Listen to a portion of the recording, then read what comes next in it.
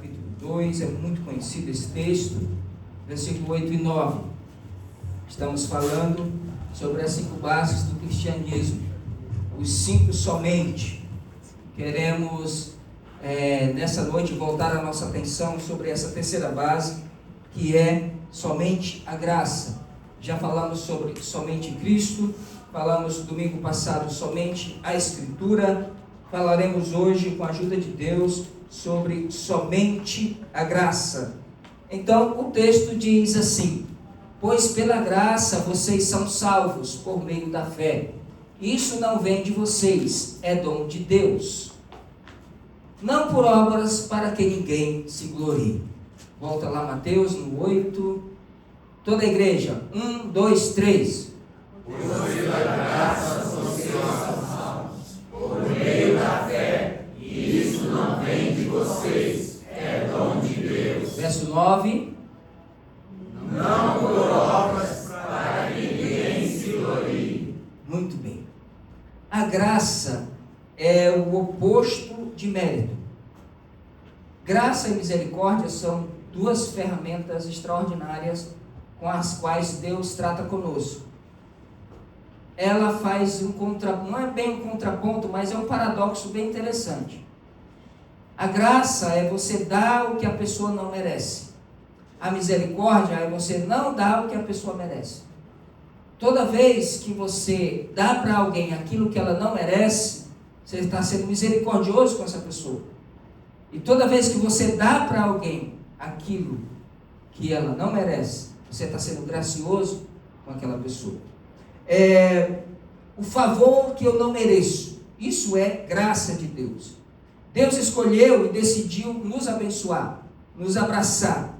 Nenhum fator externo impulsionou Deus a nos abençoar. Ele simplesmente gosta de nós, nos chamou à existência por decisão própria, e a gente não tem participação nesse chamamento. Ele nos chamou porque quis. Nos chamou, nos abraçou e nos salvou. Quando os reformadores falaram sobre somente a graça, era uma forma de protestar e reagir a tudo o que estava acontecendo naquela época. A venda das indulgências, que era a venda do perdão de pecados. Porque foi criado ali, irmãos, uma estrutura em volta do pecado do homem, com o objetivo de controlar, arrecadar e manipular. E essa ferramenta era muito poderosa. Eles diziam: olha, Deus perdoa você, mas se você não andar na linha e acumular muito pecado, você vai para um lugar chamado purgatório. E dali, para você ir para o céu, vai depender da penitência ou do dinheiro que você ofertar. De repente você tem bom recurso, você vem aqui, traz uma oferta na igreja, coloca aqui, e Deus te tira do purgatório e te leva direto para o céu. Esta era então a venda do perdão dos pecados, né? Era uma coisa meio assim, que ainda hoje tem gente que acredita, eu não sei como, mas tem. Aí vem os reformadores e dizem assim: não, nada disso é verdade. Se você for para o céu, é somente pela graça de Deus e nada mais. Nada que façamos vai fazer Deus devedor de alguma coisa de nós. Não tem nada que eu possa fazer para Deus que Ele se sinta em dívida comigo. Ou alguma bondade que Ele se sinta ali devendo em relação a mim porque eu fiz alguma coisa. Não. Só que nós chegamos a essa conclusão sempre partindo do pressuposto da nossa existência. Do momento como a gente se entende como um ser, como um ente, como um vivente aqui na Terra. A partir desse segundo momento. Mas existia um momento antes, e era sobre isso que eu queria falar. Aqui eu existo sim, né? Já dizia o filósofo: penso, logo existo. Mas eu existo para quê? Eu existo para orar, para jejuar, para cantar louvores, para ofertar, para ajudar os mais pobres, para praticar a justiça. Eu existo para falar a verdade, eu existo para ser agradável, para ser cordial, para ser amável, eu existo para fazer coisas boas ao mundo. Aí a graça vem e diz: mas não há nada de bom que você faça para Deus que vai fazer ele ficar impressionado com sua bondade. Aí, poxa, mas eu faço tantas coisas boas, mas Deus não se impressiona com a sua bondade. Não há nada de bom que eu faça que deixe Deus em dívida comigo. Mas eu existo para fazer coisas boas.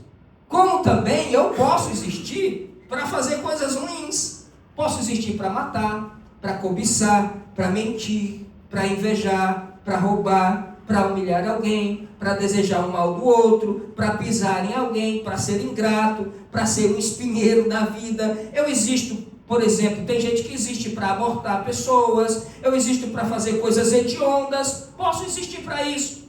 Aí a graça vem e diz assim, bem, se de um lado Deus não se impressiona com a sua bondade, também do outro lado não há nada de ruim que você faça para Deus que seja absurdamente tão mal que Deus fique impressionado com sua maldade e deixe de te amar. Aí a graça diz isso para mim também? Diz. É a graça de Deus que te sustenta na vida. Não interessa o que você faça, Deus vai continuar sustentando você. Ou não?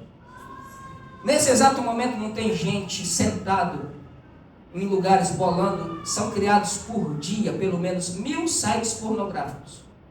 Por dia. No Brasil. Deus sustenta essas pessoas também. A graça de Deus sustenta elas. Tem gente nesse momento fraudando o INSS ou escondendo provas. Deus sustenta eles também. A graça sustenta eles também. Entende? Então, não interessa o que você faça, Deus vai continuar sustentando. Porém, esse argumento eu tenho depois que eu existo. Porque Deus vai cuidar de você, independente do bem ou do mal que você faça. Deus cuida. Como é que você diz isso, pastor?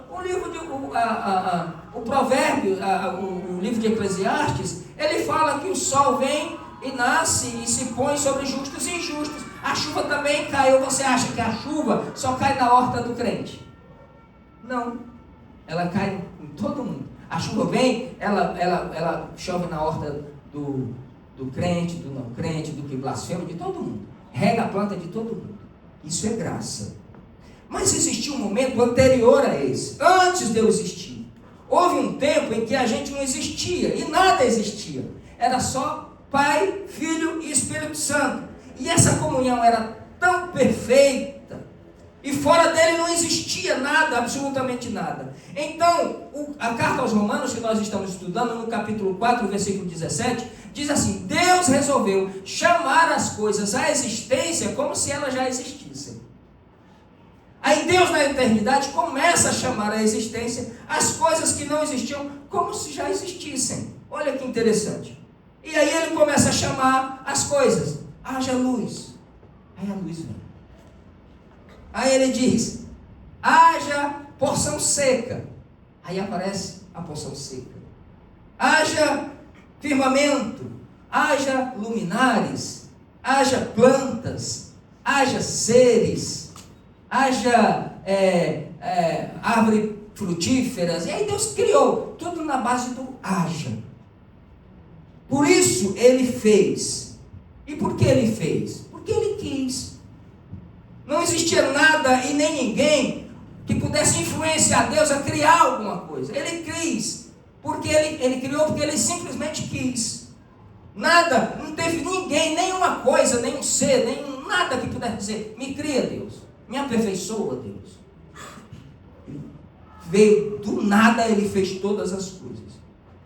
Então Deus escolheu chamar a gente também do nada. Não existíamos.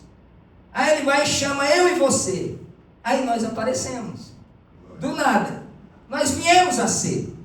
E nós que não éramos nada, viemos a ser só porque Deus nos deu condição de ser nele. Deus nos tirou de dentro dele. Aleluia. E assoprou em nós uma coisa chamada fôlego de vida. Aleluia. Assoprou em nós. A Bíblia diz que Deus assopra na narina do homem e ele se torna alma vivente. Isso é graça.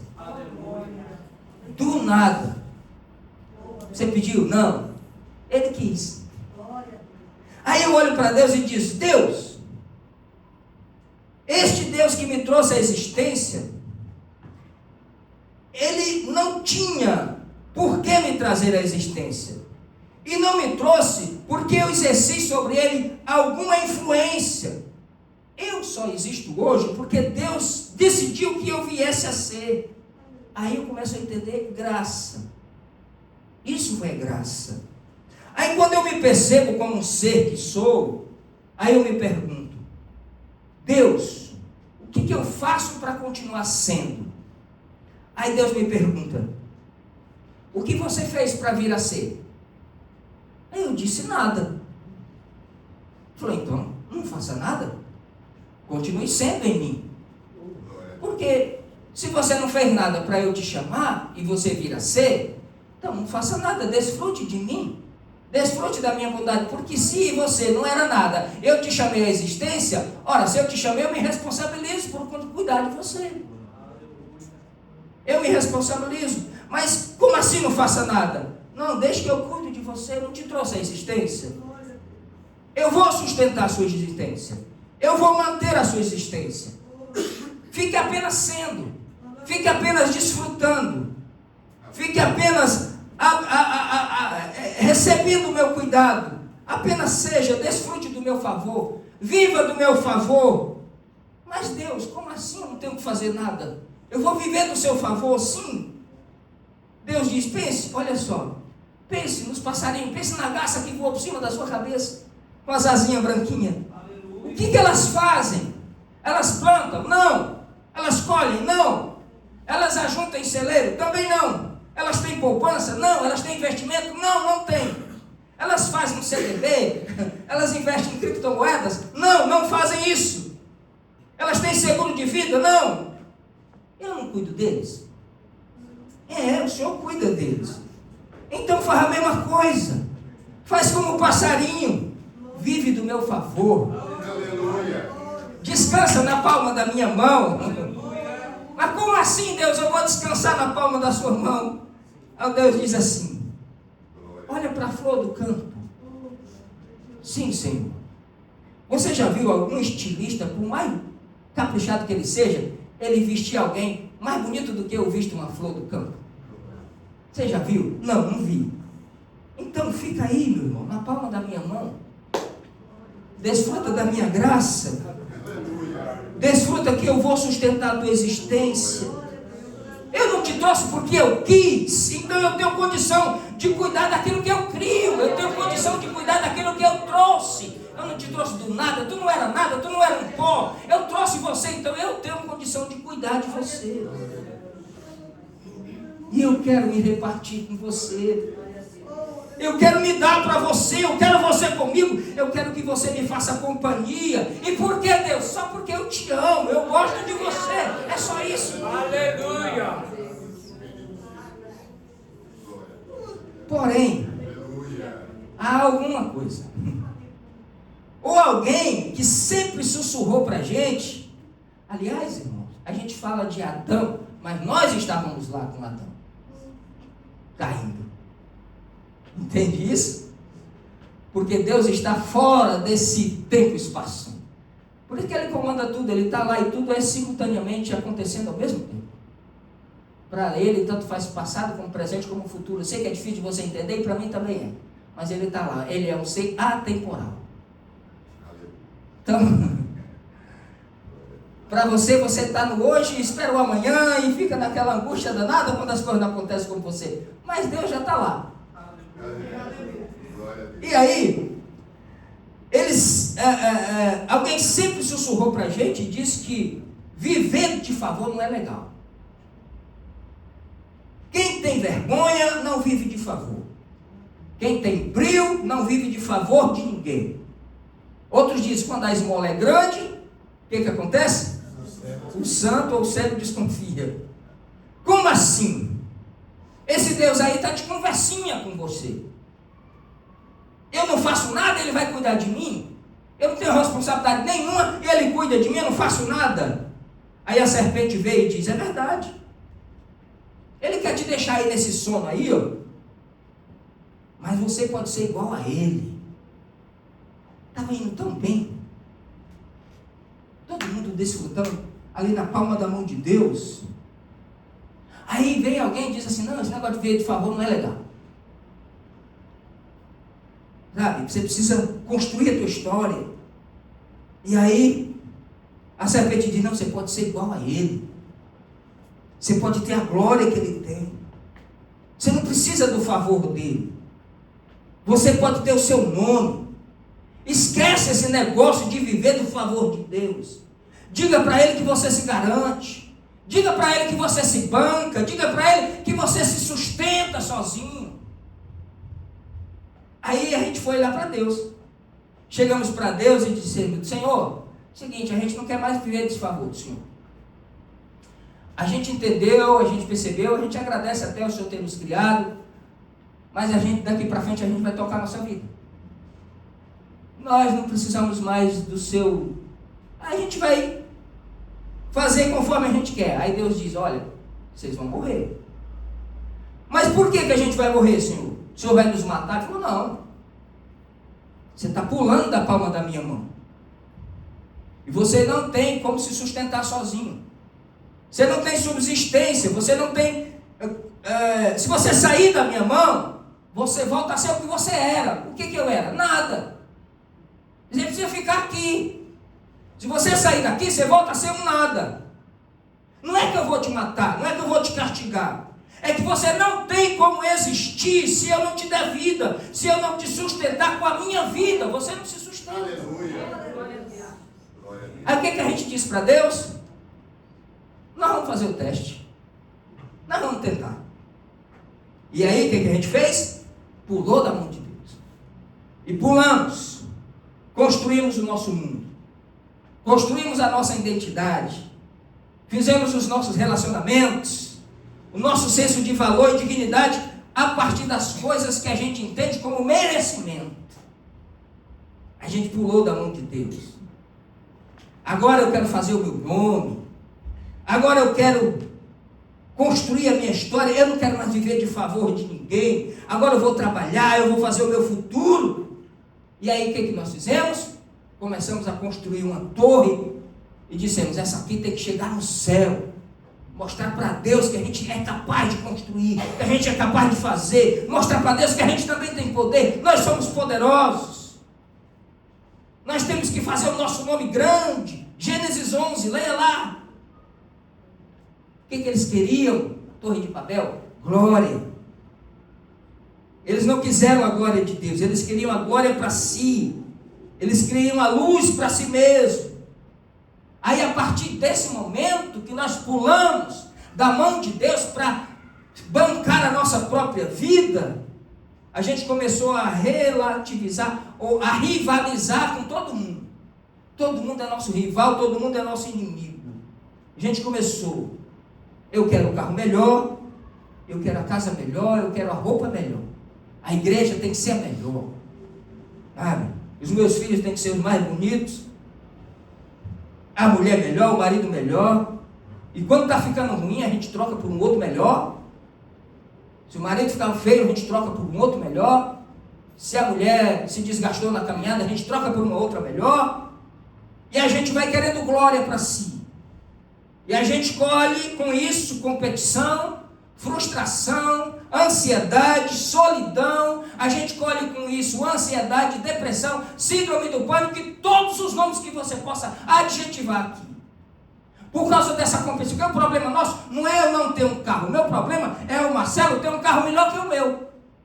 Esse é o meu problema. Porque se o Marcelo não tivesse um carro, eu estava tranquilo. Mas porque ele tem um carro melhor que o meu, aí eu tenho um problema. Porque a nossa vida é competindo com os outros. Por que isso? Porque a gente pulou da mão de Deus. Porque nós dissemos para Deus, eu não quero a tua graça.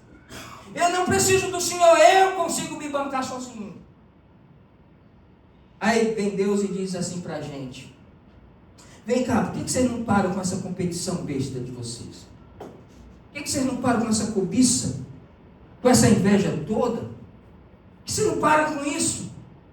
Por que vocês não descansam na minha graça?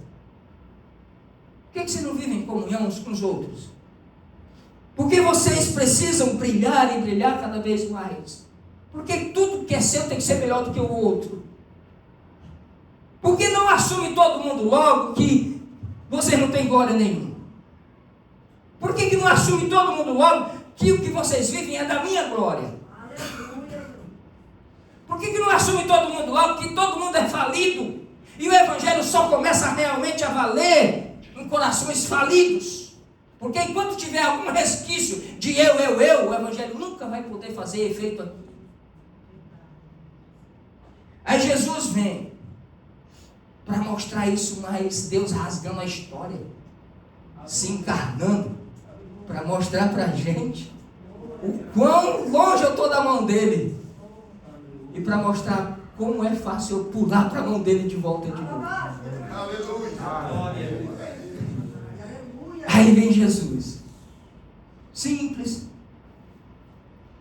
poderia ter nascido em berços de ouro, tal, resolve vir na barriga da Maria, andando quilômetros e quilômetros no lombo de um jumento, até chegar lá em Belém, sem hospedagem, sem lugar para nascer, num chiqueiro, num lugar onde gado come, numa loca de uma pedra, o menino é tirado e colocado ali. Ninguém veio ver. E se não é aqueles anjos voando ali em volta dos pastores, nem os pastores tinham percebido, ninguém percebeu. O menino nasce ali. Se não é os magos que vêm lá do Oriente, isso foi meses depois, eles acham o menino já dentro de casa, entrado dentro de casa, já estava o menino dentro de casa. Não foi na mesma noite que eles chegaram, foi depois. Se não é os magos, nem Herodes tinha ficado sabendo de nada. Aí ele vem e começa a caminhar.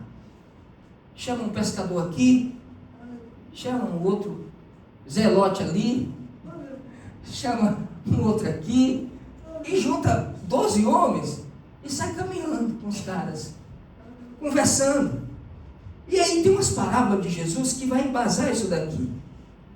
Ele diz assim, ó, todo mundo vive da glória de Deus. E eu falei aqui, que ninguém tem glória nenhuma, a gente vive da glória de Deus, mas o problema nosso é que a gente acha que tem. Aí ele conta a parábola de um fariseu que subiu para orar. Ele disse, Senhor, eu te dou graças, porque eu não sou como esse publicano. Ah, Senhor, o Senhor acertou em cheio comigo. Eu sou bom, eu dou o dízimo, eu oro, eu jejuo 3 vezes por semana, eu faço tudo. Ou seja, eu tenho glória. Jesus contou outra parábola do credor incompassível. O cara devia 10.000 talentos para o patrão. Sabe quantos anos demorava para o cara pagar a dívida dele? 170.000 anos de trabalho para ele pagar. Em vez do cara chegar lá e dizer, eu não tenho como te pagar, ele diz assim, tem paciência comigo que eu te pagarei. Como que tu vai pagar essa dívida? Olha o tamanho da arrogância do homem. Como é que você vai trabalhar 170.000 anos para pagar uma dívida? Não é melhor dizer que não tem condição? Aí depois Jesus conta outras parábolas. Aí vem o filho pródigo. Aí ele mostra o filho pródigo voltando para casa, ensaiando um discurso e dizendo, pai, eu não sou digno de ser chamado teu filho. Aí é como se dissesse, vem cá, mas quando foi que você foi digno? Quando foi que tu era digno de ser meu filho? Quando foi que tu pensou isso? Entende? Não foi nada disso. Porque ele acha que, voltando, o pai recebe, mas não é por dignidade, é por graça do pai. Não é pelo que ele fez. Aliás, ele tomou a decisão certa, ele foi feliz na sua decisão. Aí o outro que ficou em casa, achou também que era digno que cuidava da fazenda. Falou, nem é digno tu que está voltando, nem tu que ficou em casa aqui cumprindo as obrigações. Nenhum dos dois.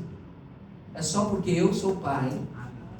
Criei você, tirei do nada. Tenho responsabilidade com vocês. E se vocês voltar para a palma da minha mão, eu vou dar festa, eu vou matar o bezerro e a gente vai se alegrar. Glória a Deus. Aí a gente vive disso. Eu mereço, você não merece.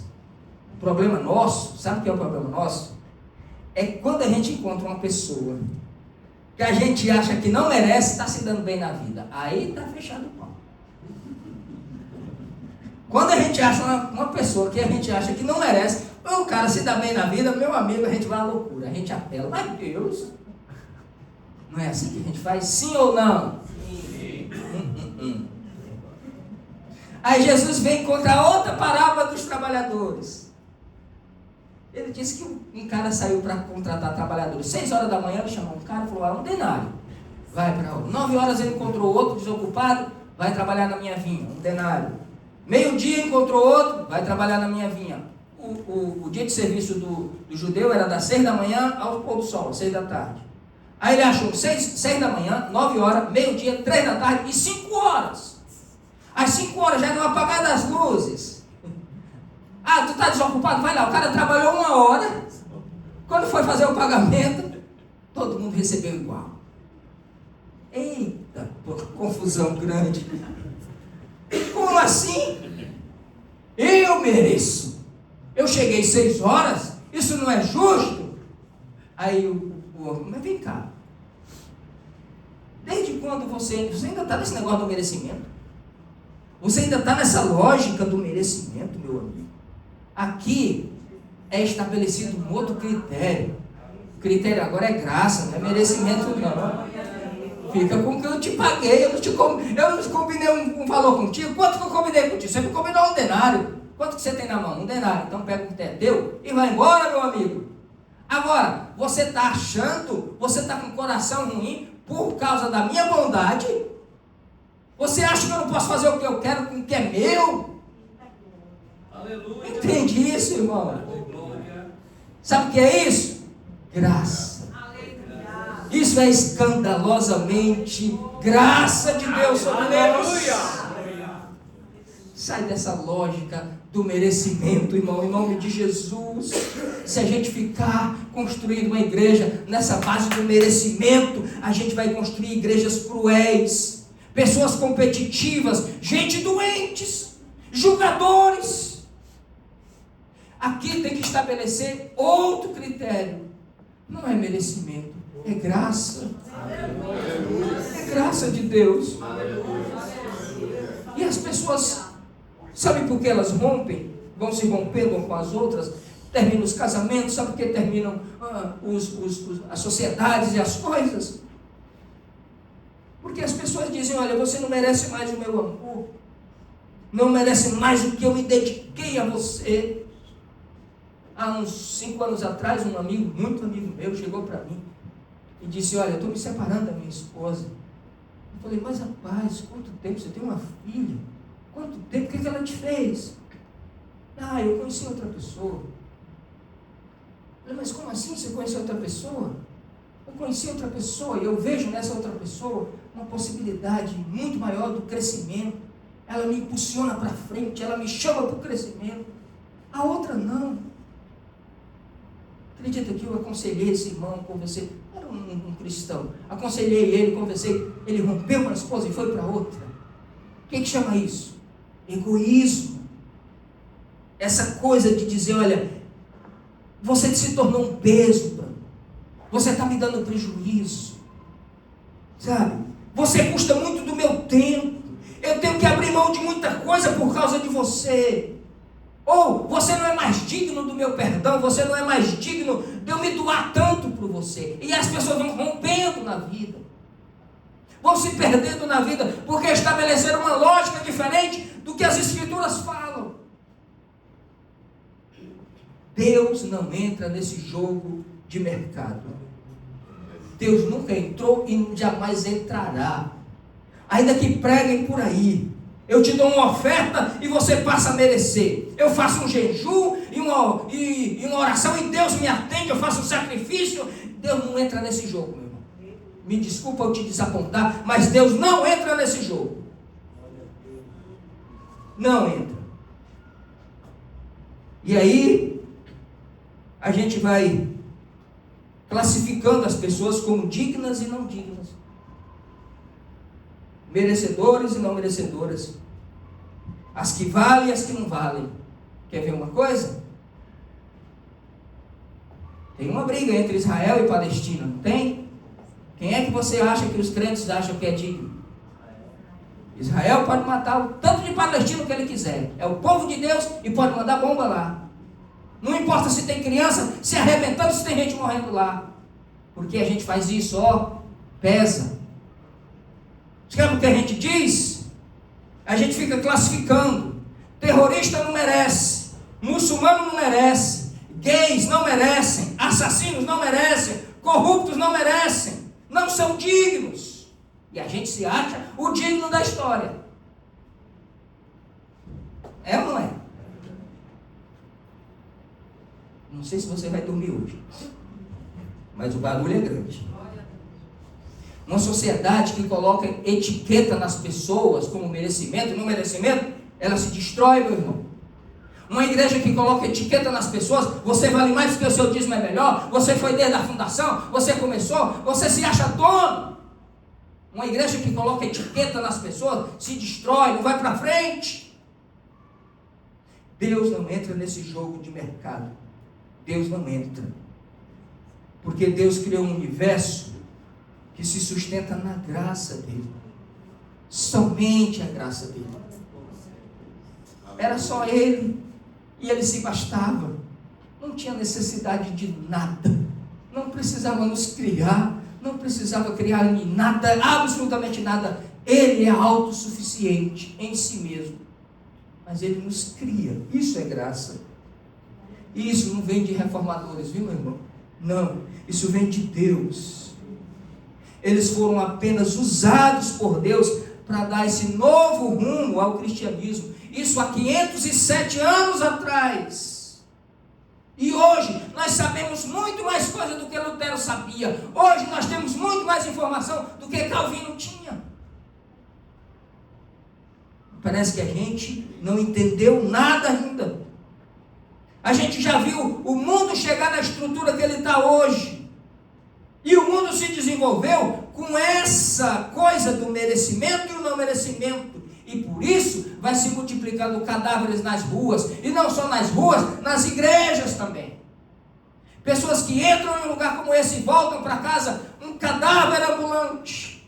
Porque ninguém percebe, ninguém toca, ninguém vê, ninguém cumprimenta, ninguém fala, ninguém sabe, ninguém tem ele como um irmão. Se ele entrar um pouco diferente, se o cabelo for espetado, se tiver muita tatuagem, se tiver brinco na orelha, ou se tiver qualquer uma outra coisa, a gente já classifica como não merecedor. Isso não é graça. Todo ser humano tem uma dignidade que não pode ser roubada. Porque Deus deu pela sua graça. Quando Deus nos trouxe para ser, Ele nos fez a sua imagem e semelhança. Sabe o que o diabo quer? Ele induz a pessoa ao pecado. Ele induz a pessoa a pular da mão de Deus. E ele leva ela ao mais baixo da condição humana. Joga ela na sarjeta, lá embaixo, depois pisa em cima, cospe em cima e olha para Deus e diz: está aí a tua imagem e semelhança. Sabe o que a religião faz hoje? Pisa em cima dessas pessoas, porque dizem que elas não são merecedoras. Mas todo ser humano, toda pessoa que você vê, ele tem uma dignidade nele que Deus colocou e ninguém rouba. É essa pessoa que às vezes a gente pisa, que a religião pisa, que às vezes a gente acha como não merecedora, existe nela imagem e semelhança de Deus. Até a religião criou uma coisa chamada imagem. Os que aceitam Jesus são imagens, os outros são só criatura. Eu queria saber qual é a diferença. Onde inventaram isso? O convite de Deus fica aqui, ó, na palma da mão dele. Fica na palma da minha mão, disse Deus, eu vou cuidar de você. Nós preferimos glória. Nós pulamos da palma da mão de Deus. E Deus diz assim, ó, volta para mim. Vem cá. Eu vou sustentar você. Aí eu digo, o que eu preciso fazer, Senhor, para voltar para a palma da sua mão? O que eu preciso fazer? Aí Deus diz, nada. Apenas acredita que eu morri por você. Aleluia. Apenas acredita que eu cuido de você. Apenas acredita que eu sou o suficiente. Só isso. Acredita nisso. Quem aqui acredita que Jesus é suficiente? Quem aqui acredita que a graça de Deus é suficiente na sua vida? É só isso que você precisa fazer. Aí você diz, pastor, não preciso fazer mais nada. Para salvação, não. Quando você deixa que a graça te toque, duas coisas importantes são geradas em você. A primeira delas, gratidão. Você começa a ser grato por tudo. E tudo que você faz a partir de agora é por gratidão. Aí você vem para a igreja por gratidão, não é para ser salvo. Eu já sou, a graça já me alcançou.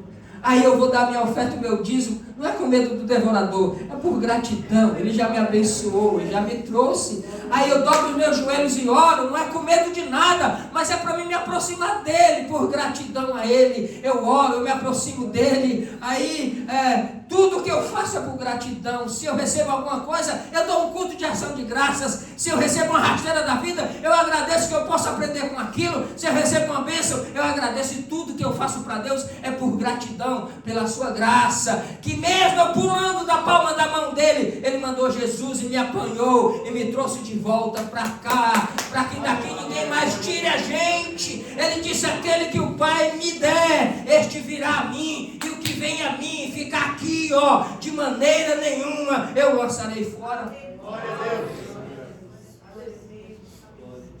De maneira nenhuma. Quando a graça me alcança, tudo que eu faço é por gratidão. Tudo e absolutamente tudo.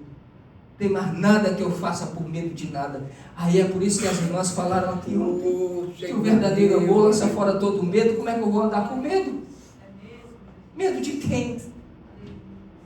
O salmista diz, o Senhor é a minha luz e a minha salvação. De quem eu temerei?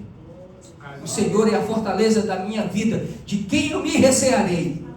Quando os malvados, os malfeitores vierem contra mim para me atingir, eles é que tropeçam e caem. É o Senhor quem sustenta você. E eu queria apenas trazer isso para você.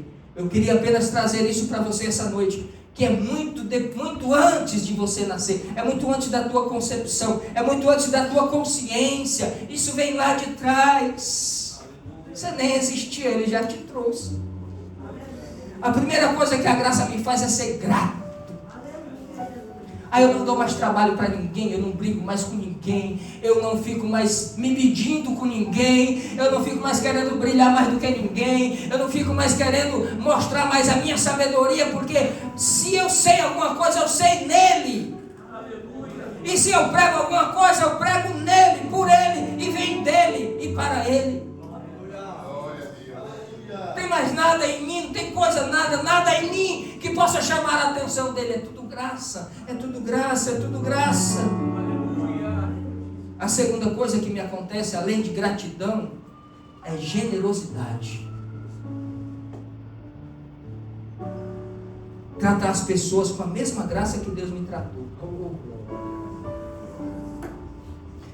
Se você vê alguém que trata mal o outro, com certeza ele não entendeu a graça de Deus por ele.